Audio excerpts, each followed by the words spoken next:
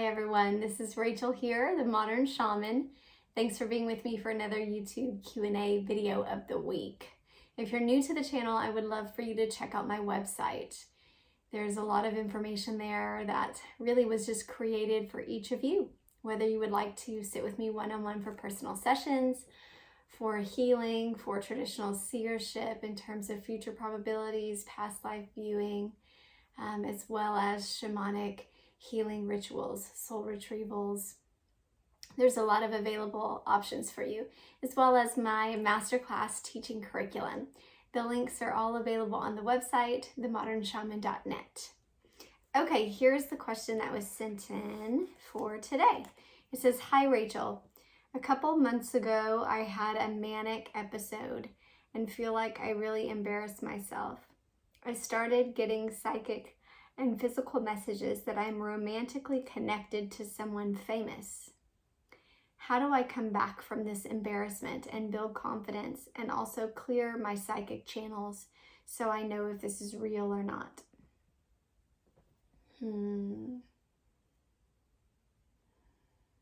Just feeling into that. So first, my heart just goes out to you hearing that about having a manic episode and kind of losing your sense of connection.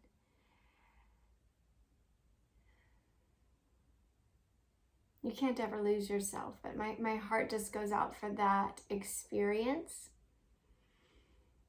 And for you having gone through that, I'm sorry. For all of those of you guys who have felt like you are not able to trust your own mental experiences, I just offer my heart. My heart goes out to you. I just feel for that. And I've had clients and helped clients in this sort of scenario, or who have had that experience in the past and are trying to reconnect. So I understand your question, and I've personally worked with people that have had similar experiences. It's interesting that you mention being getting psychic messages that you're romantically connected to someone famous, because I also have clients, probably 5 or 6 I can think of off the top of my head, who have also had this experience where they feel like they've had a relationship. I don't know if that is a common aspect of the manic episode, but I've had clients that literally during manic episodes have had that type of thought or coming off of the manic episode. And the instability that kind of throws your way mentally, knowing that probably isn't true, and yet feeling intuitively like it's true. It kind of sets this juxtaposition between your intuition and trusting it, and your psychic connections, as well as just the regular life and feeling like, okay, in the reality of life, I know that this is probably not happening, but why do I feel so strongly about it? For some reason, that's a common experience. I don't want to say common, but I literally, just myself, have worked with at least 5 I can think of off the top of my head, clients who have had this similar experience. Probably not the same famous person, but the same feeling. So I feel like that typically, I'm sure there are outliers to this, but I think that typically can be connected to feeling that mentally unstable, or juxtaposition between reality and non-reality, or our imagination, or what we are pulling up in our extrasensory world, and trying to know which one is real and not believing one or the other. So the first piece of advice to your question about how to come back from the embarrassment, first, I would say get clean.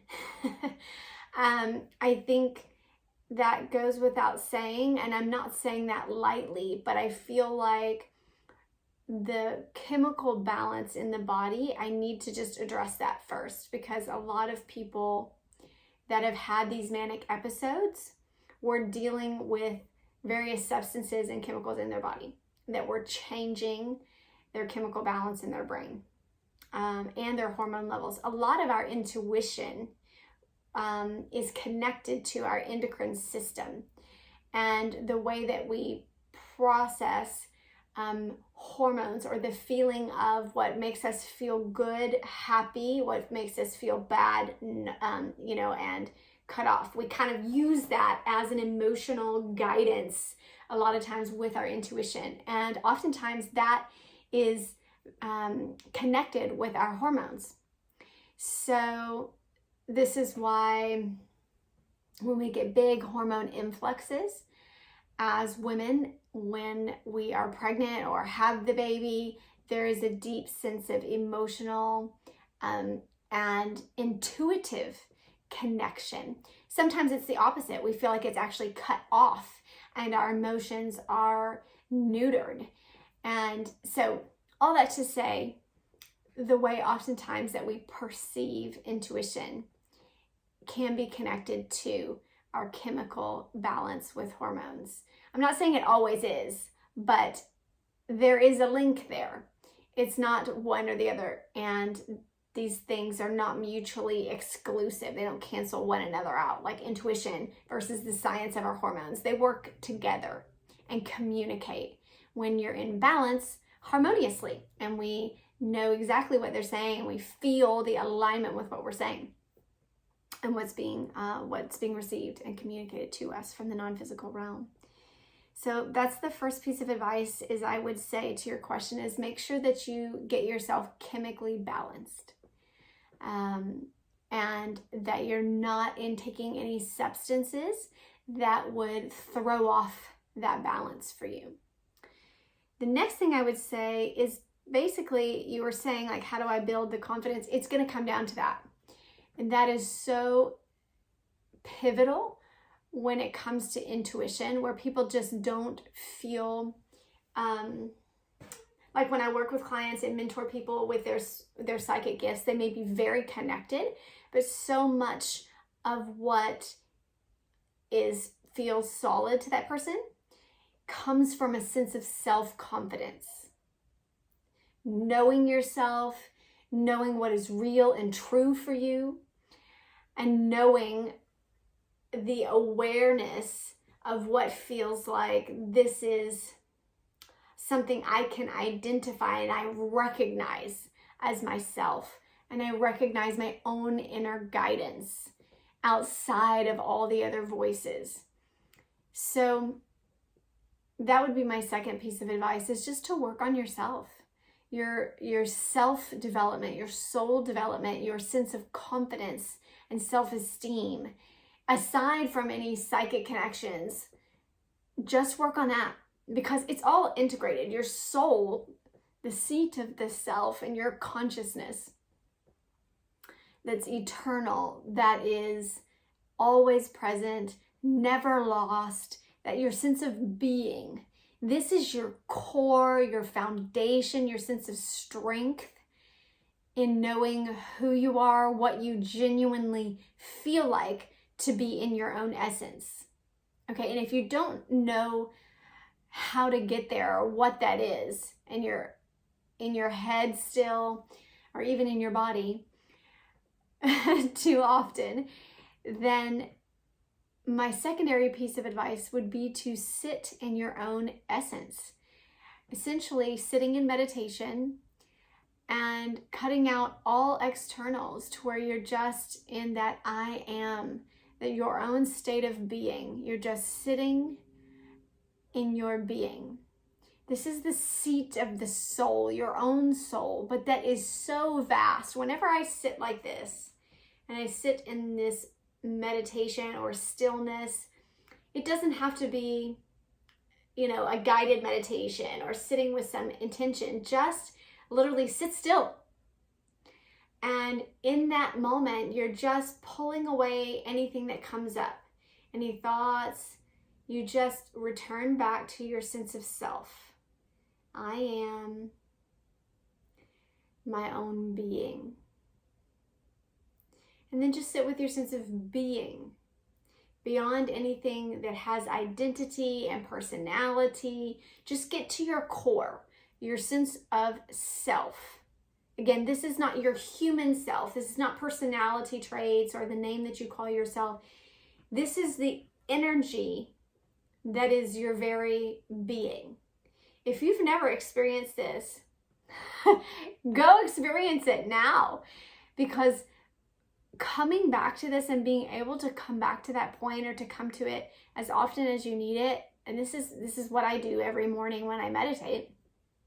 I just reconnect with my sense of self, beyond the personality of this Rachel and this mother and this wife and this daughter, the one that has all the identities. Just your sense of being. And to me, it's very there's no voices here. There's no language here. There's nothing speaking to me. It's just a sense of being, consciousness. It's vast. And this is your sense of self. And this is where I would go to for building your confidence. It also brings a stillness to any of that energetic discharge or kind of fritz, where you're fritzing out on the end, or your edges are frayed energetically from what may have just happened in the trauma of that manic episode. Once you get familiar with who you are again, what you feel like, just being, I don't even want to say being you, just being, and sitting in your sense of being, or being conscious and permeated and saturated with your sense of being. From there, you can start to relearn your inner communication. And it's not always a voice. I am clairaudient also, but I'm probably more predominantly clairvoyant, seeing in images. But when I am in this place, in the seat of my own soul, when I'm in my sense of consciousness and everything else is gone, there's nothing to see here. There really isn't anything other than my sense and awareness of that state of being. And so from there, communication can arise. And the communication is all encompassing of all senses. And it's much more real. From there, you can relearn it. So often when we have had manic episodes or traumatic episodes, our brain chemistry gets kind of fritzed out, frayed, right? Literally.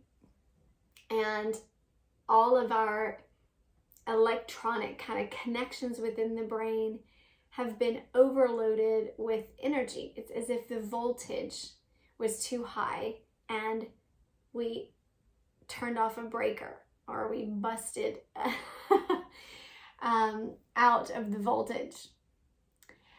And when that happens, we have to essentially learn how to have communication from the heart again. So this will feel more clairsentient, will feel more like a feeling, but there is telepathic communication with it. But it won't feel like it's fast or it's coming in quickly. It will feel solid and tangible and very sensory to your sense of heart, as if your heart is expanding and the words themselves are coming from inside your heart. That's at least what it feels like for me. I can't promise that's what it will feel like for you, because it is a very individualized, experiential sense of your being. And so when you start building that communication, I would literally ask to hear your own voice, to hear your own truth, and just ask Spirit to speak slowly, to help you understand and remember what it feels like. it's interesting because oftentimes in these manic episodes or these kind of overly active, traumatic psychic experiences, our psychic realm is on overdrive. So we're getting all these messages, we're getting all this stuff, and we feel like we're super connected, hyper connected, almost like, you know, being high or being on a drug trip. It's like overly connected. And yet we miss the subtle and simple connection with the self. We almost feel like our brain and the circuits are on overdrive. So oftentimes it's easy to misconstrue this. This is almost like a fritzing out of our human system. When you go back to that meditative state in the seat of the self with no substances, just you and your true being, this is very organic. This is very primal and simple and natural. And even though the connections, they feel very strong, they don't feel hyper overwhelming. And that is a big difference. And you can notice that difference when it's almost like a chemical overdrive of our human functions trying to process the information versus the connection with the soul and your sense of being, and from here in the heart coming into your natural language of the soul. This is where we can speak and trust and have truth here, because it's not working through the sense of mind. Then slowly you will begin to develop your trust. And more so, like I said, it's a sense of self-confidence more than anything else. But remember, you are the essence of spirit, of source. And so it's not like you got to get yourself straight and then connect with spirit. If you're getting your soul cleaned up and straight with your own sense of self-confidence, this is source confidence. It's one and the same. And you'll know that. And your being will be aware. I hope that is beneficial to you. And again, I'm sending you just a sense of love and my heart reaching through the screen. All right. Blessings, you guys. I'll be back here next week with another video. Stay tuned.